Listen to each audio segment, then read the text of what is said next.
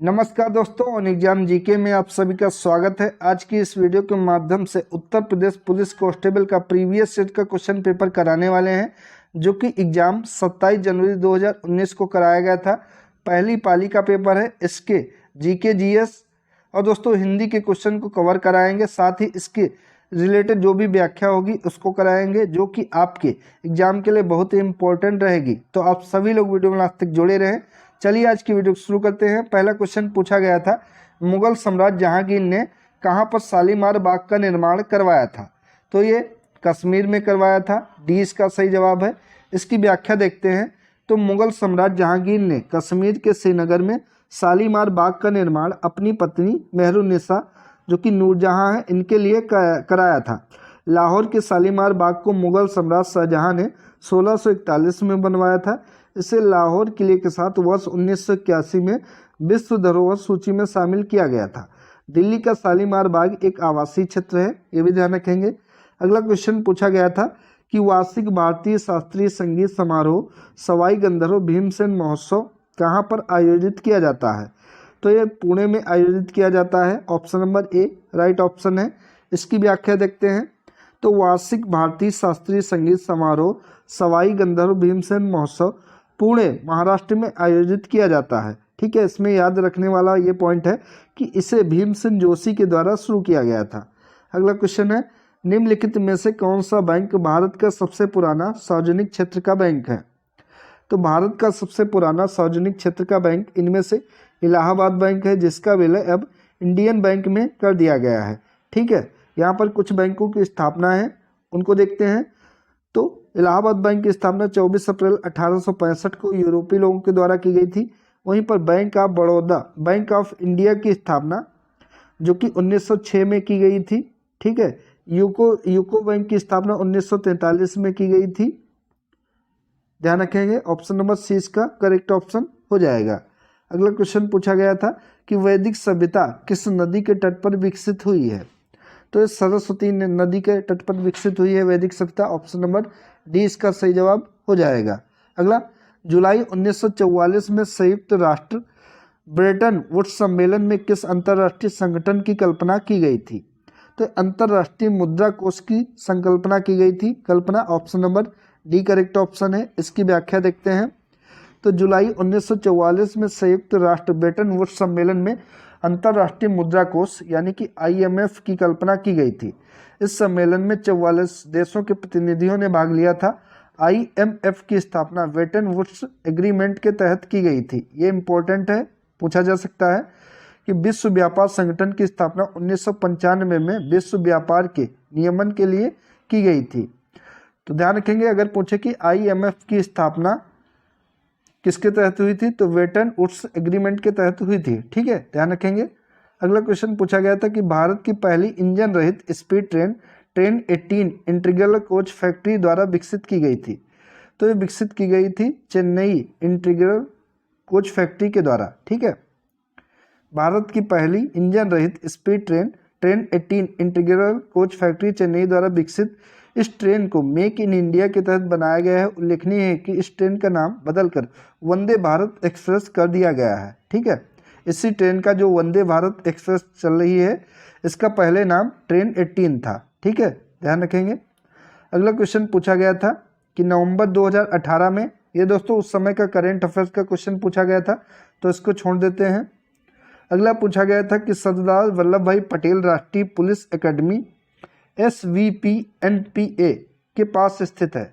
तो सरदार वल्लभ भाई पटेल राष्ट्रीय पुलिस अकेडमी जो कि हैदराबाद के पास स्थित है। Option number A correct option है।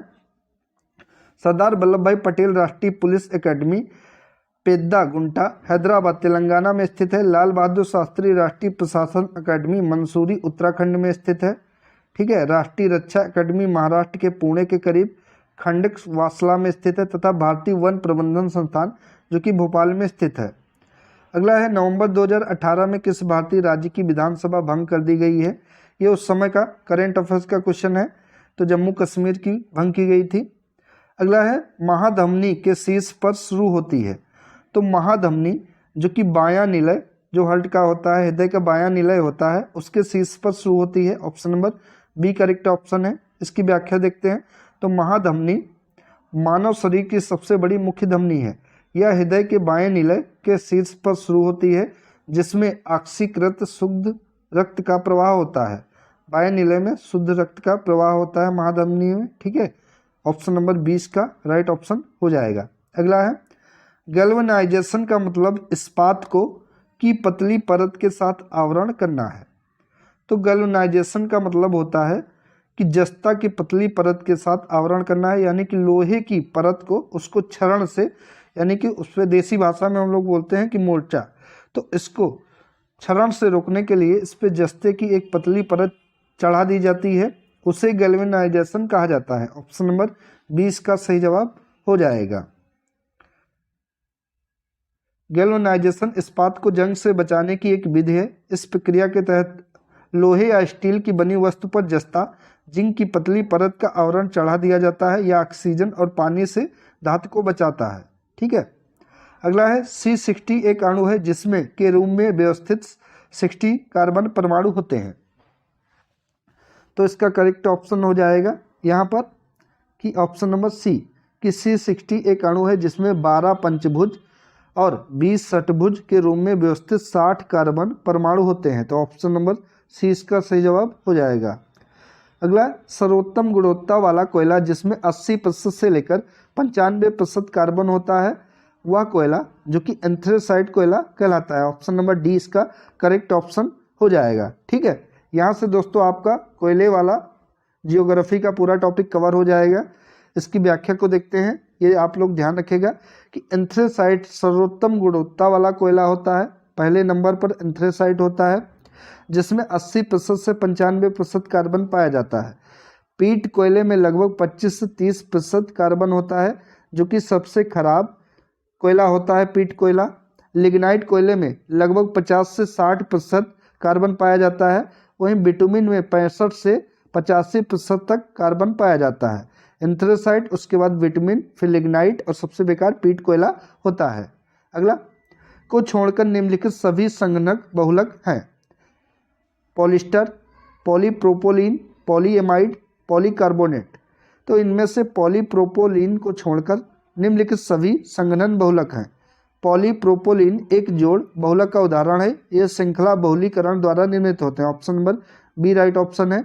अगला भारतीय प्रौद्योगिकी संस्थान कानपुर ने एक कार्यालय बनाया है जहां पूर्व छात्र संजीव खोसला को संस्थान का विदेशी ब्रांड दूत नियुक्त किया गया है।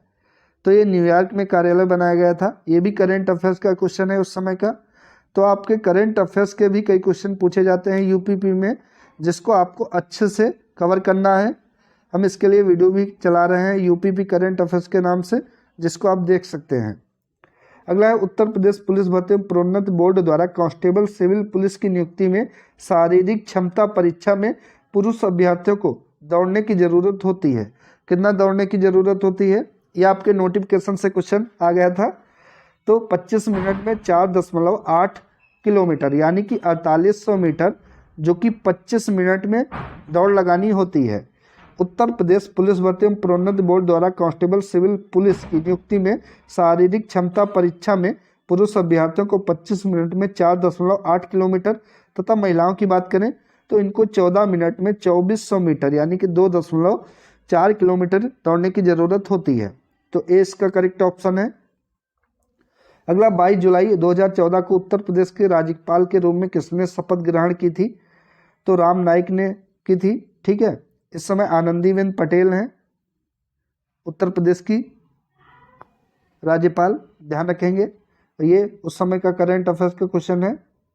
यह 2014 से उत्तर प्रदेश की राज्यपाल हैं, ठीक है, आनंदीबेन पटेल वर्तमान में, ध्यान रखेंगे, आनंदीबेन पटेल, ठीक है, 2019 से हैं। अगला उत्तर प्रदेश के किस जिले को पीतल नगरी के नाम से भी जाना जाता है? तो पीतल नगरी के नाम से मुरादाबाद को जाना जाता है। उत्तर प्रदेश के मुरादाबाद को पीतल नगरी के नाम से जाना जाता है। मुरादाबाद पीतल के काम के लिए प्रसिद्ध है। यहाँ के बने पीतल के बर्तन और ट्रॉफियाँ विदेशों में निर्यात किए जाते हैं। मुरादाबाद की स्थापना 1600 ईस्वी में मुगल सम्राट शाहजहाँ के पुत्र मुराद के द्वारा की गई थी। अगला क्वेश्चन, 1658 ईस्वी में बहादुरपुर के युद्ध में शाहजहाँ के दूसरे बेटे शाह शुजा को शाहजहां के पोते ने हराया था? तो ये नाम था सुलेमान शिकोह जिन्होंने हराया था। बहादुरपुर का युद्ध 24 फरवरी 1658 को हुआ था। यह युद्ध भारत के मुगल बादशाह शाहजहां के बेटों के बीच उत्तराधिकार की लड़ाई का निर्णायक युद्ध था। इस युद्ध में शाहजहां के दूसरे बेटे शाह शुजा को शाहजहां के पोते सुलेमान शिकोह ने हराया था। ऑप्शन नंबर बी इसका सही जवाब हो जाएगा। अगला क्वेश्चन पूछा गया था, फिरोजाबाद में 200 वर्षों से भी अधिक समय से का उत्पादन किया जा रहा है। तो कांच की चूड़ियों का उत्पादन किया जा रहा है। चिकनकारी का काम जो कि लखनऊ में किया जाता है, ठीक है। ताले अगर केवल पूछे तो अलीगढ़ का, और कांच की चूड़ियाँ जो कि फिरोजाबाद में किया जाता है। ऑप्शन नंबर 20 का करेक्ट ऑप्शन है। फिरोजाबाद को सुहाग नगरी के नाम से जानते हैं, ध्यान रखेंगे। फिरोजाबाद उत्तर प्रदेश राज्य के आगरा डिवीजन के अंतर्गत एक जिला है। यह शहर कांच की चूड़ियों के उत्पादन के लिए प्रसिद्ध है। यह 200 वर्षों से भी अधिक समय से चूड़ियों का उत्पादन किया जा रहा है। अगला, कौन सा कथक घराना उस नृत्य शैली के आध्यात्मिक पहलुओं पर अधिक ध्यान देता है? तो ये बनारस घराना है। Option number B correct option है। कथक का बनारस घराना मुख्यतः नटवरी नृत्य के लिए जाना जाता है, जिसमें भगवान कृष्ण की लीलाओं की कथा पर नृत्य अभिनय किया जाता है, जबकि जयपुर, लखनऊ में अन्य नृत्यों और लय की प्रधानता है। अगला, हिंदू पौराणिक कथाओं के अनुसार महाकाव्य रामायण में भगवान श्री राम अयोध्या के शासक थे, जो कि राजधानी थी। तो अयोध्या कौशल की राजधानी थी, डी करेक्ट ऑप्शन है। हिंदू पौराणिक कथाओं के अनुसार महाकाव्य रामायण में भगवान श्री राम अयोध्या के शासक थे, जो कौशल की राजधानी थी। कौशल प्राचीन 16 महाजनपदों में से एक था। इसकी राजधानी श्रावस्ती थी। हस्तिनापुर मेरठ उत्तर प्रदेश के निकट स्थित है। यह प्राचीन काल में कौरवों और पांडवों की राजधानी थी, ठीक है, ध्यान रखेंगे। अगला क्वेश्चन है, किस भारतीय ने अर्थशास्त्र में नोबेल मेमोरियल पुरस्कार जीता है? तो ये अमर्त्य सेन ने जीता था। Option number B correct option है। भारतीय अर्थशास्त्री अमर्त्य सेन ने वर्ष 1998 में नोबेल मेमोरियल पुरस्कार जीता है। यह पुरस्कार उन्हें कल्याणकारी अर्थशास्त्र में उनके योगदान के लिए प्रदान किया गया। सीवी रमन को वर्ष 1930 में प्रकाश के विकिरण पर उनके उत्कृष्ट कार्य हेतु भौतिकी का नोबेल पुरस्कार प्रदान किया गया था, ठीक है। सीवी रमन को 1930 में भौतिकी के लिए नोबेल पुरस्कार दिया गया था, और अमर्त्य सेन को 1998 में अर्थशास्त्र का नोबेल पुरस्कार दिया गया था, ठीक है। और 2014 में कैलाश सत्यार्थी को शांति के लिए नोबेल पुरस्कार प्रदान किया गया, और हरगोविंद खुराना को वर्ष 1968 में चिकित्सा का नोबेल पुरस्कार प्रदान किया गया था। ध्यान रखेंगे, इंपॉर्टेंट है सभी ये। अगला, भारतीय मुक्केबाज एमसी मैरी कॉम द्वारा लिखित आत्मकथा का शीर्षक क्या है? तो एमसी मैरी कॉम के द्वारा लिखित आत्मकथा का शीर्षक है अनब्रेकेबल। ऑप्शन नंबर 20 का करेक्ट ऑप्शन है, ठीक है। यहाँ पर और दिया गया है, तो भारतीय मुक्केबाज एमसी मैरी कॉम द्वारा लिखित आत्मकथा का शीर्षक अनब्रेकेबल है। प्लेइंग टू विन, अगर प्लेइंग टू विन पूछे, ठीक है, ये भारतीय बैडमिंटन खिलाड़ी साइना नेहवाल की आत्मकथा है। साइना नेहवाल की प्लेइंग टू विन आत्मकथा है। और इम्परफेक्ट पुस्तक के लेखक टीम इंडिया के पूर्व खिलाड़ी संजय मांजरेकर हैं। और no holding back West Indies के पूर्व क्रिकेटर माइकल होल्डिंग की आत्मकथा है, ठीक है, ध्यान रखेंगे। अगला, 65वीं राष्ट्रीय फिल्म पुरस्कारों में किस फिल्म ने सर्वश्रेष्ठ लोकप्रिय पुरस्कार जीता है? ये करेंट अफेयर्स का क्वेश्चन था उस समय का। अर्थशास्त्र विज्ञान के लिए वर्ष 2018 का, ये भी करेंट अफेयर्स का क्वेश्चन था। निजी और संवेदनशील जानकारी जैसे कि क्रेडिट कार्ड नंबर, व्यक्तिगत पहचान और खाता उपयोगकर्ता नाम और पासवर्ड प्राप्त करने का धोखाधड़ी वाला कार्य, तो ये कार्य जो कि फिशिंग कहलाता है। Option number D correct option है। फिशिंग निजी और संवेदनशील जानकारी जैसे कि क्रेडिट कार्ड नंबर, व्यक्तिगत पहचान और खाता उपयोगकर्ता का नाम और पासवर्ड प्राप्त करना का धोखाधड़ी वाला कार्य है। ट्रोजन हॉर्स एक प्रकार का कंप्यूटर वायरस है। मैलवेयर हैक्यूड्स कंप्यूटर सॉफ्टवेयर है। इनका प्रयोग पहचान चोरी करने या गोपनीय जानकारी चुराने के लिए होता है। कंप्यूटर के भी एक दो क्वेश्चन आते हैं। अगला, चित्रकूट जलप्रपात भारत के किस राज्य में स्थित है? तो ये छत्तीसगढ़ राज्य में स्थित है। यहाँ पर नाम दिया गया है चित्रकूट, इससे चित्रकूट कई लोग समझ लेंगे और चित्रकूट उत्तर प्रदेश लगा के आएंगे, लेकिन इसका छत्तीसगढ़ है। ऑप्शन नंबर सी इसका राइट ऑप्शन हो जाएगा। चित्रकूट जलप्रपात भारत के छत्तीसगढ़ राज्य के बस्तर जिले में इंद्रावती नदी पर स्थित है। ठीक है, ये ध्यान रखेंगे। अगला है वेनेजुएला की राजधानी क्या है? तो वेनेजुएला की राजधानी जो कि काराकस है, ऑप्शन नंबर डी इसका करेक्ट ऑप्शन है। वेनेजुएला की राजधानी काराकस है। निकोसिया साइप्रस देश की राजधानी है, निकोसिया जो कि साइप्रस की राजधानी है, ध्यान रखेंगे। ठीक है, क्विटो इक्वाडोर की राजधानी है, क्विटो अगर पूछे तो ये इक्वाडोर की राजधानी है। ठीक है, और उसके बाद सान सल्वाडोर जो कि अल सल्वाडोर की राजधानी है। ठीक है, वेनेजुएला की काराकस है, ऑप्शन नंबर डी इसका सही जवाब होगा। अगला है भारत में निम्नलिखित में से किस रेडियोधर्मी धातु का विश्व का सबसे बड़ा भंडार मौजूद है? तो थोरियम का सबसे बड़ा भंडार विश्व का मौजूद है भारत में।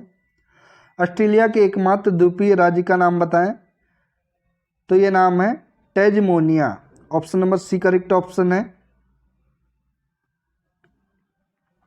निम्नलिखित में से कौन सा शहर गोदावरी नदी के किनारे स्थित नहीं है? नासिक, नवसारी, नांदेड़, निजामाबाद। तो नवसारी जो कि गोदावरी नदी के किनारे स्थित नहीं है, ठीक है, या पूर्णा नदी के तट पर स्थित है, गुजरात का शहर है। तो option number B correct option है। नीलम संजीव रेड्डी के कार्यकाल के बाद भारत के राष्ट्रपति कौन बने हैं? तो भारत के राष्ट्रपति से संबंधित क्वेश्चन है, इंपॉर्टेंट है। तो नीलम संजीव रेड्डी के बाद जो कि भारत के राष्ट्रपति ज्ञानी जैल सिंह बने हैं, option number C correct option है। और ज्ञानी जैल सिंह एकमात्र ऐसे राष्ट्रपति हैं जिन्होंने पॉकेट वीटो का उपयोग किया है, पॉकेट वीटो। ठीक है, ये ध्यान रखेंगे, इंपॉर्टेंट है, ज्ञानी जैल सिंह से कई बार पूछा गया है। Option number C correct option है। नीलम संजीव रेड्डी 25 जुलाई 1977 से 25 जुलाई 1982 तक भारत के राष्ट्रपति रहे हैं। इनके कार्यकाल के बाद जुलाई 1982 में ज्ञानी जैल सिंह भारत के राष्ट्रपति बने हैं। और फखरुद्दीन अली अहमद का कार्यकाल जो कि 1974 से फरवरी 1977 तक था। मोहम्मद हिदायतुल्लाह 20 जुलाई से 24 अगस्त 1969 तक था। ये मोहम्मद हिदायतुल्लाह जो कि कार्यवाहक राष्ट्रपति थे। ठीक है, और वराहगिरी वेंकटगिरी जो कि 3 मई 20 जुलाई 1969 तक भारत के कार्यवाहक राष्ट्रपति रहे थे, ध्यान रखेंगे। चंद्रगुप्त के पुत्र का नाम बताएं जिन्होंने 298-272 ईसा पूर्व के बीच शासन किया और संपूर्ण भारत में साम्राज्य को बढ़ाया था। तो इनका नाम था बिंदुसार। ठीक है, चंद्रगुप्त के पुत्र बिंदुसार ने 298 से 272 ईसा पूर्व के बीच शासन किया और संपूर्ण भारत में साम्राज्य को बढ़ाया था। बिंदुसार के बाद अशोक ने 273 से 232 शासन किया था। हर्षवर्धन या हर्ष थानेश्वर का शासक था। प्रसिद्ध चिनियाती ह्वेनसांग इसके ही दरबार में आया था। ठीक है, ये ध्यान रखेंगे कि सबसे पहले चंद्रगुप्त हैं, उसके बाद बिंदुसार हैं, बिंदुसार के बाद अशोक है। ठीक है, ये कालक्रम ध्यान रखेंगे। तो बिंदुसार में कई बार कंफ्यूज हो जाते हैं बच्चे, यहाँ पे बिंबिसार इनको समझ लेते हैं। तो बिंबिसार नहीं है, अशोक के जो पिता थे वो बिंदुसार थे, बिंदु। ठीक है, मेखला चादर यह राज्य की महिलाओं द्वारा पहना जाने वाला पारंपरिक वस्त्र है। तो मेखला चादर जो कि असम राज्य की महिलाओं के द्वारा पहने जाने वाला एक पारंपरिक वस्त्र है, option number D correct option है। असम राज्य की महिलाओं द्वारा पहना जाने वाला पारंपरिक वस्त्र है मेखला चादर। यह चनियो चोली या घाघरा चोली गुजरात की महिलाओं का पारंपरिक वस्त्र है। तमिलनाडु की महिलाओं का पारंपरिक वस्त्र साड़ी है तथा गोवा की महिलाओं का पारंपरिक वस्त्र गाउन है। रविन्द्रनाथ टैगोर ने निम्नलिखित में से किस देश का राष्ट्रगान लिखा है? तो भारत के अलावा बांग्लादेश का राष्ट्रगान लिखा है रविन्द्रनाथ टैगोर ने, option number D correct option है। रविन्द्रनाथ टैगोर ने भारत के राष्ट्रगान जन गण मन के साथ बांग्लादेश का राष्ट्रगान आमाज सोनार बांग्ला भी लिखा है। वर्गीज कुरियन को द्वारा राष्ट्रीय डेयरी विकास बोर्ड NDB के अध्यक्ष के रूप में नियुक्त किया गया था। तो ये लाल बहादुर शास्त्री के द्वारा नियुक्त किया गया था। वर्गीज कुरियन को भारत में श्वेत क्रांति का जनक कहा जाता है, इंपॉर्टेंट है ये पॉइंट, ध्यान रखेंगे।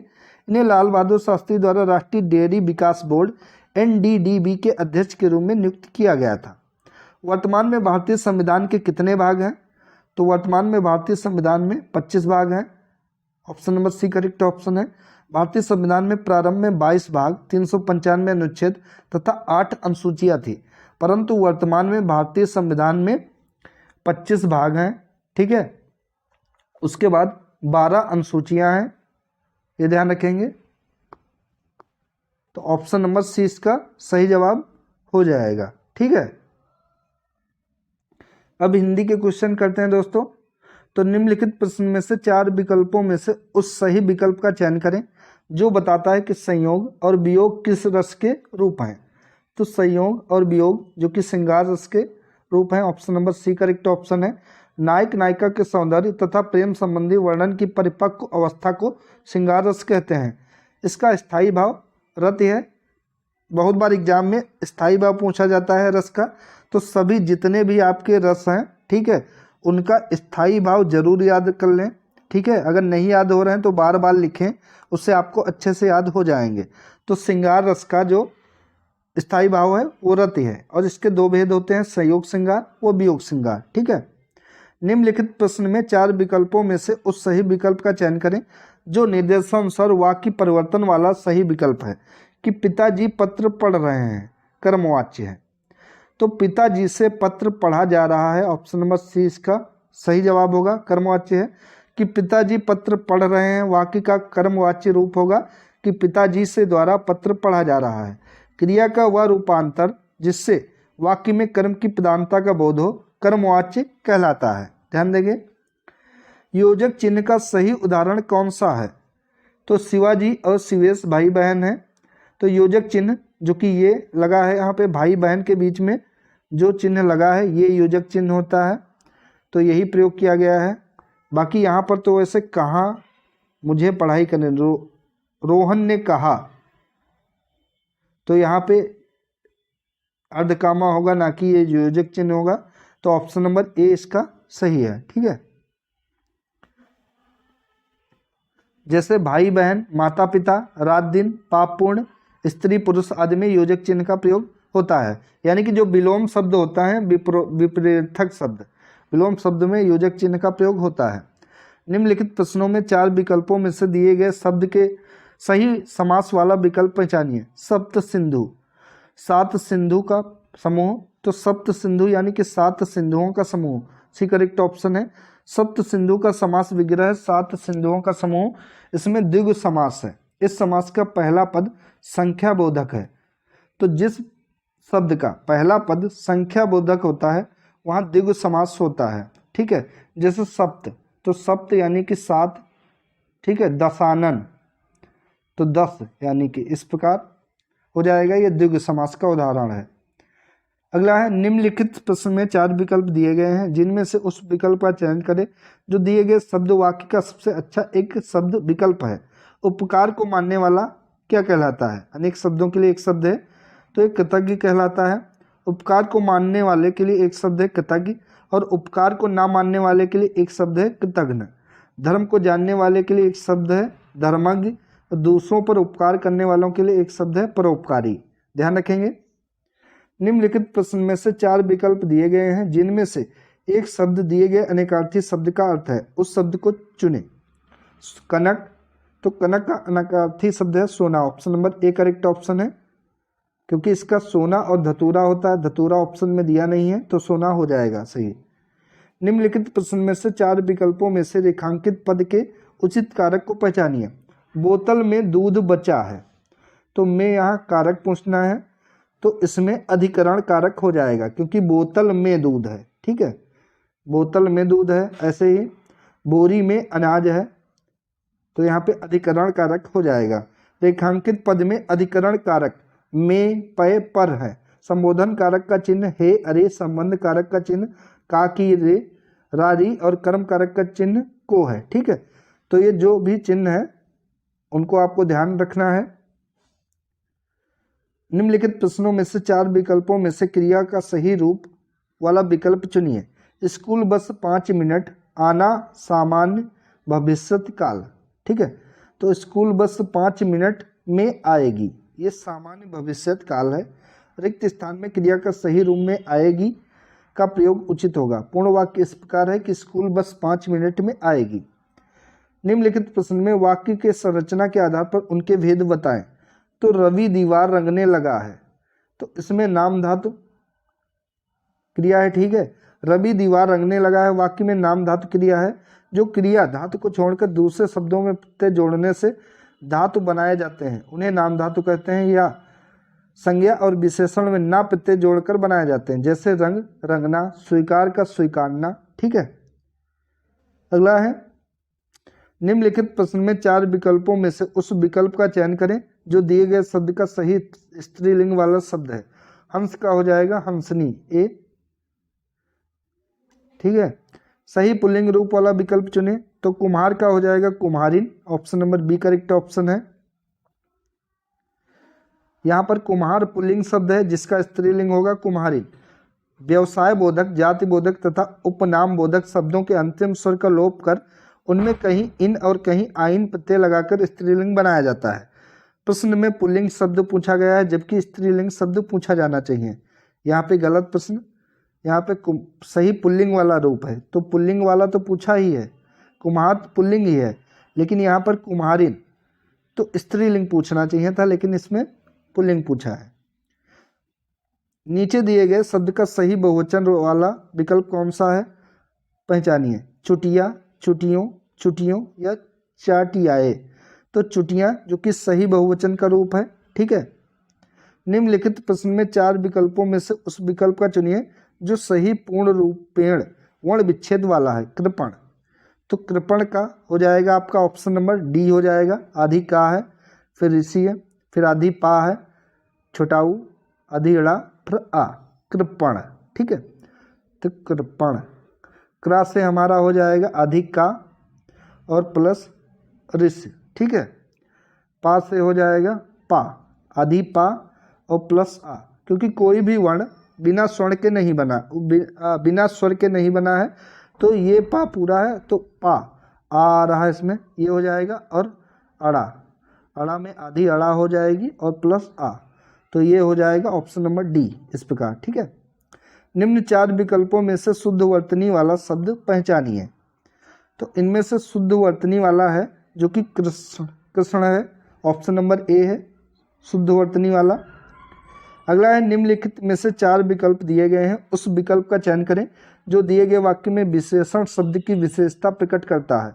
इस पर्वतमाला में बहुत ऊंचे ऊंचे पहाड़ हैं, तो बहुत, ये विशेषता है, option number B correct option है कि इस पर्वतमाला में बहुत ऊंचे ऊंचे पहाड़ हैं। इस वाक्य में बहुत शब्द विशेषण ऊंचे ऊंचे की विशेषता प्रकट करता है। विशेषण शब्दों की विशेषता बताने वाले शब्दों को प्रविशेषण कहते हैं, ठीक है। कई बार एग्जाम में पूछा गया है कि प्रविशेषण किसे कहते हैं, तो विशेषण शब्दों की विशेषता बताने वाले शब्दों को प्रविशेषण कहा जाता है। अगला है कि निम्नलिखित प्रश्नों में से 4 विकल्पों में से उस विकल्प का चयन करें जो कि दिए गए वाक्य का सही विकल्प है। सर्वनाम का शाब्दिक अर्थ क्या होता है, तो सबका नाम, सर्वनाम, सर्वनाम का शाब्दिक अर्थ होता है सबका नाम होता है। किसी भी संज्ञा के स्थान पर प्रयुक्त होने वाले विकारी शब्दों को सर्वनाम कहते हैं। इनमें से कौन सी गजानन माधव मुक्तिबोध जी द्वारा रचित रचना नहीं है, तो अंधा युग इनमें से नहीं है, ठीक है। बाकी चांद का मुंह टेढ़ा, भूरी भूरी खाक धूल और नए साहित्यकार का सौंदर्य शास्त्र, ये सभी रचनाएं, तीनों रचनाएं जो कि गजानन माधव मुक्तिबोध जी के द्वारा रचित हैं, ठीक है। जबकि अंधा युग की बात करें तो ये धर्मवीर भारती के द्वारा रचित रचना है, ठीक है। आगे, निम्नलिखित प्रश्न में से 4 विकल्पों में से उस सही विकल्प को चुने जो कि पृथ्वीराज रासो किस लेखक की रचना है, तो चंद्रवरजाई की है, कल्हड़ की है, या वाल्मीकि की है, या हर्षवर्धन की है। तो ये पृथ्वीराज रासो जो कि चंद्रवरजाई की रचना है, कल्हड़ और वाल्मीकि की रचनाएं, कल्हड़ की राज्य तरंगिणी है और रामायण जो कि वाल्मीकि की है, ठीक है। निम्नलिखित प्रश्न में 4 विकल्पों में से उस सही विकल्प का चयन करें जो बताता है कि सत्यार्थ प्रकाश उपन्यास के लेखक तो दयानंद सरस्वती जी हैं, option number A correct option है। यह प्रश्नोत्तर शैली में लिखी गई पुस्तक है, ना कि एक उपन्यास है, ठीक है। यहाँ पर उपन्यास पूछा है। आपको अच्छे से क्वेश्चन भी पढ़ना है एग्जाम में, ठीक है, ऐसे आंसर नहीं दे देना है। कि हिंदी साहित्य अकादमी की ओर से हर वर्ष श्लाका सम्मान पुरस्कार किस क्षेत्र में दिया जाता है? तो श्लाका सम्मान पुरस्कार जो कि हिंदी को नई दिशा प्रदान करने के लिए दिया जाता है। हिंदी साहित्य अकादमी की ओर से श्लाका सम्मान पुरस्कार प्रतिवर्ष हिंदी को नई दिशा प्रदान करने के लिए दिया जाता है। वर्ष 2017-18 का श्लाका सम्मान पुरस्कार प्रसिद्ध गीतकार एवं पटकथा लेखक जावेद अख्तर को दिया गया। ये करेंट अफेयर्स का क्वेश्चन यहाँ पे बताया गया है, लेकिन ये इंपॉर्टेंट है। नीचे यहाँ पर गद्यांश दिया गया है। आपको सबसे पहले गद्यांश को ध्यान पूर्वक पढ़ना है, उसके बाद आपको आंसर देने हैं। ठीक है, एक बार अगर अच्छे से आप गद्यांश को पढ़े होंगे, उसके बाद जैसे आप प्रश्न पढ़ेंगे तो आपको ध्यान आ जाएगा कि पैराग्राफ में गद्यांश में कहाँ पर उन चीज़ों के बारे में बात की गई है। इससे आप कम टाइम में आंसर दे पाएंगे। तो अवध की संस्कृति में सुसज्जित घोड़ा परिवहन का साधन और शान का प्रतीक था। मुख्य रूप से 3 प्रकार के तांगे और इक्के मिलते हैं, बग्गी, फिटन और टमटम। बग्गी बंद डिब्बे की होती है, तो फिटन और टमटम खुले वाहन हैं जिन्हें नवाबों द्वारा यात्रा में वरीयता दी जाती थी। किंतु तांगे वाक्य का शाब्दिक अर्थ अधिक अश्वशक्ति की ओर इंगित करता है। इक्के में 1 घोड़ा होता है, जबकि बग्गी या तांगे में 2, 4 या अधिक घोड़े होते हैं। यह वास्तव में इस्तेमाल करने वाले की सामाजिक प्रतिष्ठा पर निर्भर करता है। 18वीं सदी के उत्तरार्ध और 19वीं सदी के प्रारंभ में अवध के सामाजिक, सांस्कृतिक और आर्थिक माहौल में बदलाव आया। जीवन के विभिन्न क्षेत्रों में हल्के वाहनों का निर्माण और इस्तेमाल होने लगा, जिसमें कम से कम अश्वशक्ति लगे। सामान्य बोलचाल में इक्के का अर्थ है एक यानी एक व्यक्ति के इस्तेमाल के लिए। इसके अतिरिक्त तांगा एक परिवार वाहन था, किंतु किफ़ायत की मजबूरी को देखते हुए इक्के में अधिक संख्या में यात्री बैठाने पड़े। तांगा अपेक्षाकृत भारी और बड़ा वाहन है, जिसमें पैरों के लिए अधिक जगह होती है और 4 से 6 वयस्क पीछे कमर लगाकर बैठ सकते हैं। हर साल इन तांगों और इक्कों की दौड़ लखनऊ में होती है। जंगी घोड़े इस दौरान सबके लिए आकर्षण का केंद्र बिंदु होते हैं। घोड़ों के खुरों का भी श्रृंगार किया जाता है। पुरानी नाल के स्थान पर नई नाल लगाई जाती है। पैरों की सुंदरता बढ़ाने के लिए कसीदाकारी युक्त वस्त्र पैरों में डाले जाते हैं और पीतल या चांदी के घुंघरू भी बांधे जाते हैं। अब इनसे रिलेटेड आपको आंसर देना है। तो सामाजिक आर्थिक बदलावों ने किस तरह के वाहनों को प्रभावित किया है? तो इसमें हल्के वाहनों का प्रयोग होने लगा है। Option number C correct option है। घोड़े के पैरों को किस रूप से सजाया जाता था? तो इनको कासीदाकारी युक्त वस्त्र पहनाया जाता था। ए करेक्ट ऑप्शन है। तांगा किस रूप में इक्के से अलग वाहन है? क्योंकि ये भारी और बड़ा वाहन है, इस कारण इक्के से अलग है। Option number A correct option है। परिवहन के साधन का इस्तेमाल किसके अनुरूप किया जाता है? तो सामाजिक प्रतिष्ठा के अनुरूप किया जाता है। Option number A correct option है। अगला, तांगे और इक्के के कितने प्रकार हैं? तो 3 प्रकार हैं, बग्गी, फिटन और टमटम। ठीक है। निम्नलिखित प्रश्न में 4 विकल्पों में से उस सही विकल्प का चयन करें जो दिए गए पद्म के उचित अलंकार रूप का सबसे अच्छा विकल्प है। रघुपति राघव राजाराम, तो इसमें अनुप्रास अलंकार है, क्योंकि रघुपति राघव राजाराम इस पंक्ति में अनुप्रास अलंकार है। जहाँ कोई वर्ण 1 से अधिक बार आता है वहाँ अनुप्रास अलंकार होता है। उपयुक्त पंक्ति में रा जो कि 4 बार आया है, अतः यहाँ पर अनुप्रास अलंकार है। ठीक है। आगे निम्नलिखित प्रश्न में 4 विकल्पों में से उस सही विकल्प का चयन करें जो रेखांकित शब्दों के सही अव्यय के भेद हों।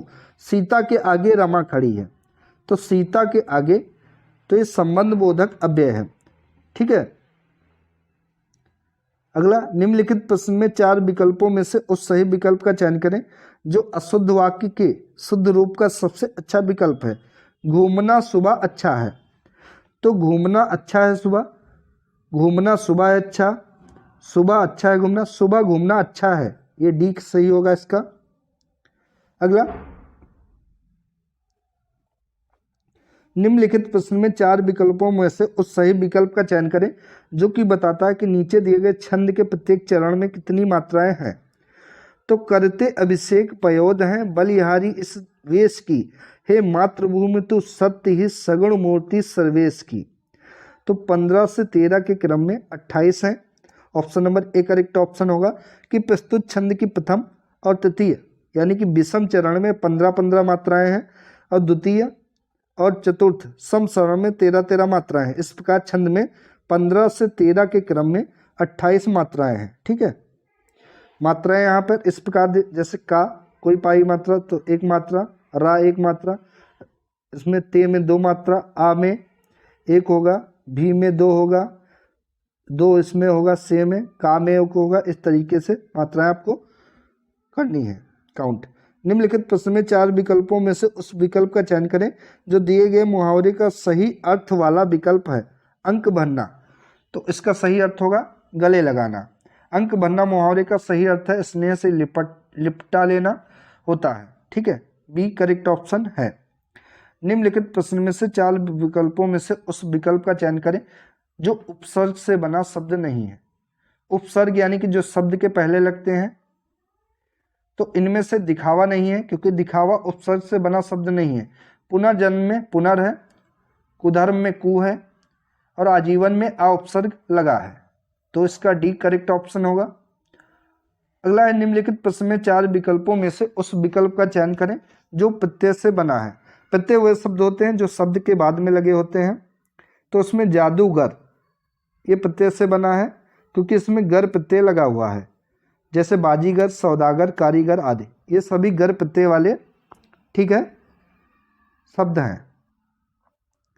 निम्नलिखित प्रश्न में 4 विकल्पों में से दिए गए शब्द के विपरीत अर्थ वाला यानी कि विलोम शब्द आपको बताना है। तो स्वार्थ का विलोम शब्द क्या हो जाएगा? निस्वार्थ, ठीक है।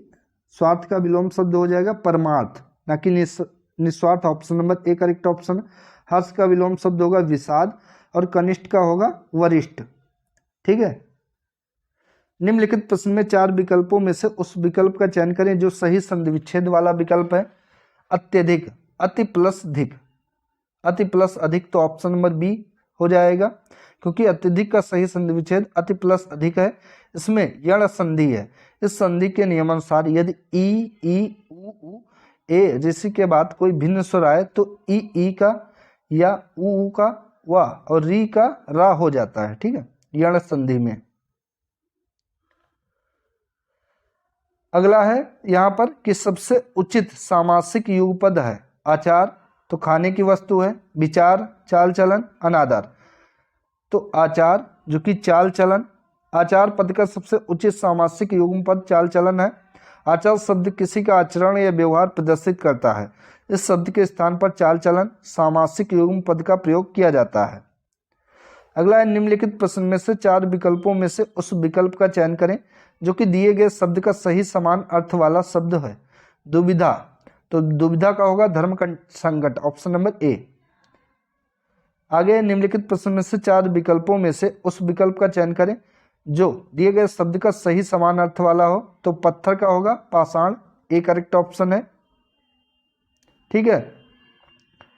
इस प्रकार 150 क्वेश्चन जो कि हिंदी के और जीके जीएस के कराए गए। ये दोस्तों प्रीवियस का यूपीपी का पेपर था, उत्तर प्रदेश पुलिस कांस्टेबल जो 2018 का एग्जाम था। ये एग्जाम 29 जनवरी 2019 को करवाया गया था, उसका ये दूसरी पाली का है। ऐसे दोस्तों जितने भी प्रीवियस ईयर के पेपर हैं उन सभी को कवर कराएंगे। इसके लिए आप लोग चैनल को सब्सक्राइब करके बेल आइकन को प्रेस कर लें। धन्यवाद दोस्तों।